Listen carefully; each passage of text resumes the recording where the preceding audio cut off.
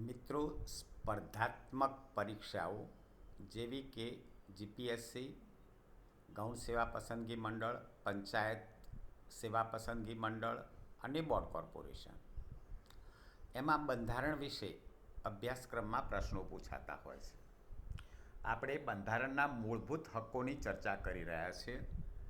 અગાઉ બંધારણના 2 મૂળભૂત હક્કો વિશે વિગતે આપણે 2 વિડીયો મૂક્યા છે. આજે બંધારણનો 3જો મૂળભૂત હક એની ચર્ચા કરીશું. બંધારણના 6 મૂળભૂત અધિકારો છે.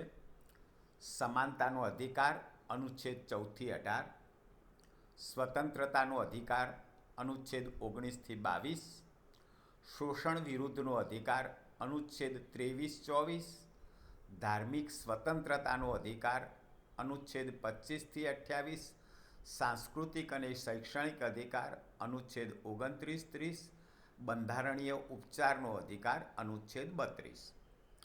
અનુચ્છેદ પણ પૂછી શકે, અધિકાર પણ પૂછી શકે કે કયો અધિકાર છે કયો નથી.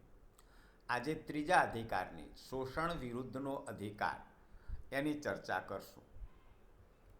શોષણ વિરુદ્ધનો અધિકાર એની જોગવાઈ બંધારણના અનુચ્છેદ 23 અને 24માં કરવામાં આવી છે. 23 અને 24ને વિગતે સમજીએ.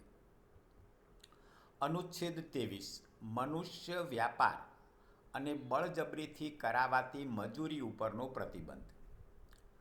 મનુષ્યના વ્યાપાર અને વેઠ તેમજ તેના જેવી બળજબરીથી કરાવાતી બીજી કોઈપણ પ્રકારની મજૂરીનો પ્રતિબંધ કરવામાં આવે છે. કોઈપણ વ્યક્તિ મનુષ્યનો વ્યાપાર નહીં કરી શકે, એની પાસે બળજબરીથી કોઈ વેઠ નહીં કરાવી શકે. અને જો આ કાયદાનું ઉલ્લંઘન કરે તો એ શિક્ષાપાત્ર ગુનો બનશે. જાહેર હેતુઓ માટે ફરજિયાત સેવા કરાવવામાં રાજ્યને આ અનુચ્છેદમાંના કોઈ મજકૂરથી બાદ આવશે નહીં. જાહેર હેતુ માટે કોઈ ફરજિયાત સેવા કરાવવાની છે તો એને આ અનુચ્છેદ લાગુ નહીં પડે.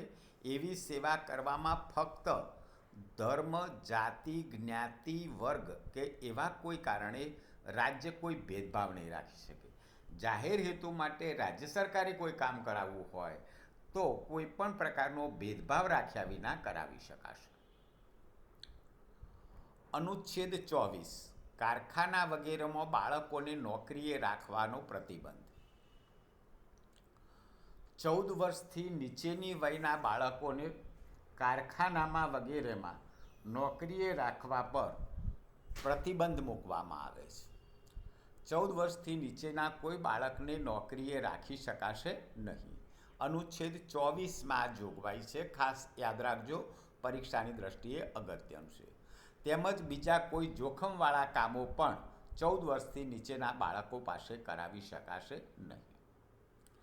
આ જ પ્રકારના વિડીયો વર્તમાન પ્રવાહો, બંધારણ, જાહેર વહીવટ, ગુડ ગવર્નન્સ એવા વિડીયો જોવા માટે આપ યુટ્યુબ ચેનલ પર success exam by Joshi subscribe કરો. આભાર.